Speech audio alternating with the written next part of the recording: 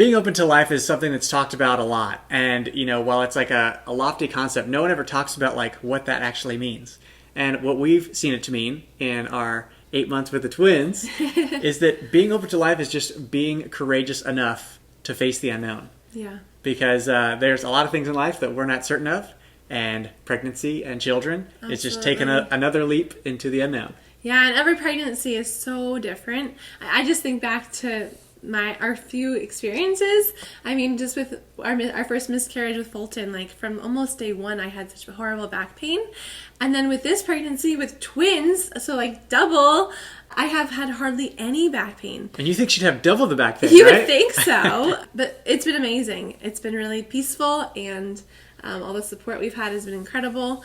If I sat down to think about all the different things that could go wrong, or all the things that I would have to face throughout these 9 months or maybe 8 months of pregnancy, I would have a panic attack. I think there is no question. And you really can't, because there's like so many articles of like what could go wrong in labor and like pregnancy. And like preparing your home and getting all the things and what society tells you need to have. Yeah. Which is not true. You need such minimal amount for new babies. I know, like you think about like our parents' generation and theirs, like you just had a baby and like you just put them, you figure it out. Yeah, you figure it out. So, I mean, with the combination of our community, our family, and our friends, I mean, people have just come through time and time again with the incredible baby showers that were thrown for us. Which we're hoping to make videos on soon. That'll be such coming generosity. And just like friends coming over to help me clean in the first trimester when I was just exhausted and just kind of going crazy. But what it was like, it was so much of like a combination of like having awesome friends, which we emphasize a lot. Do your best to have awesome friends. Yes, it's important. But willing to ask, willing to be like, hey, could you help me out with this?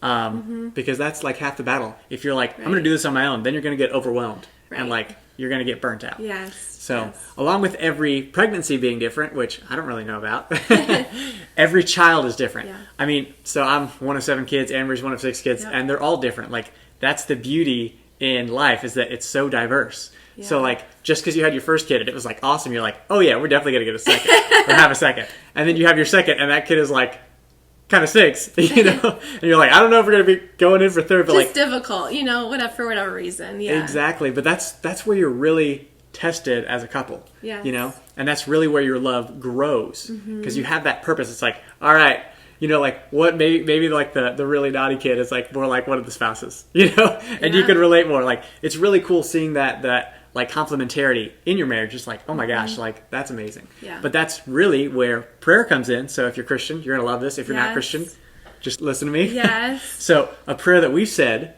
every day. We try to say every day. Yes. Is just for our babies. It's on Anne-Marie's phone because she would like pull it up while we were praying it. on the notes. It's for our babies to be happy, healthy, holy, handsome, safe, virtuous, especially in the cardinal virtues, focused, full of God's love, joy, peace, and grace. That they may be leaders, obedient, not jealous of each other, good sleepers. Also, Emily Wilson, who's awesome, told us she forgot to pray for a peaceful delivery. So we started praying for that intention because she had a healthy delivery, but a very long delivery. Yeah, so that ended we're up hoping in for a a quick C-section. one. Yes, a quick, peaceful, amazing one. But we'll be happy with whatever. With healthy babies. That's most healthy mommy, healthy babies. Exactly. And so it's just been really awesome to have this list to go by, just like to be intentional with what we're praying for, because I truly believe that God places these desires in our hearts and He answers these prayers. I mean, He answered a prayer for me to find a prayer to find me. Yes, so. that was a good prayer. I'm grateful for that prayer.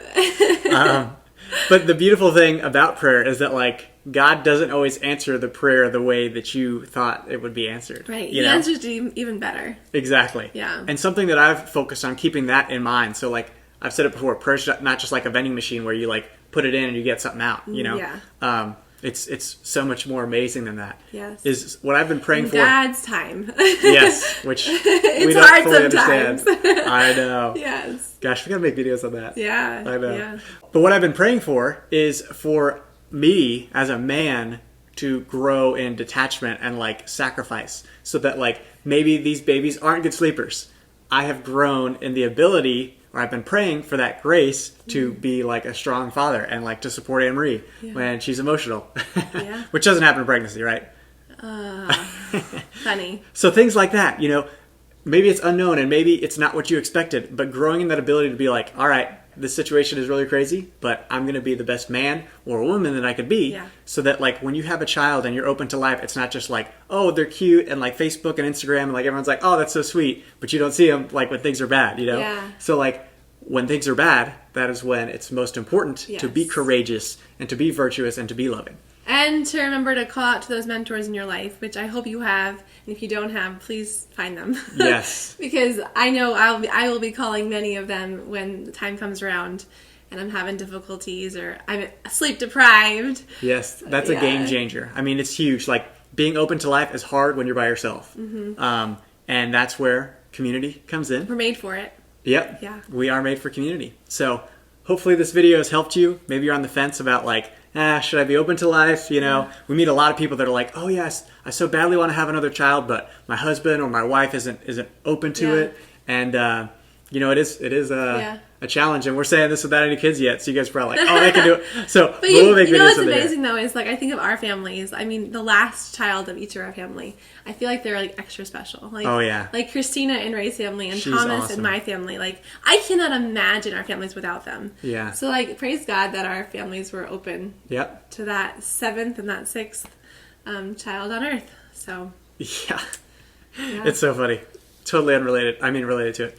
When my mom was pregnant with Christina, the 7th kid, people were like, you know what causes that, right? And, you know, but they're like, yeah, we're just open to life, you know? Like, they could have totally been like, oh, I'm really afraid. 7 kids, this is a lot. My mom's in her 40s. You know, they're like, oh, this kid might have, you know, birth defects. But and, you know, and every circumstance is different. So often, you know, people sometimes are judged for not having a big family. And you can't judge that because so many people struggle with infertility. And that's the thing. We struggled, I mean, for 3 years to have a baby, and now we're having 2.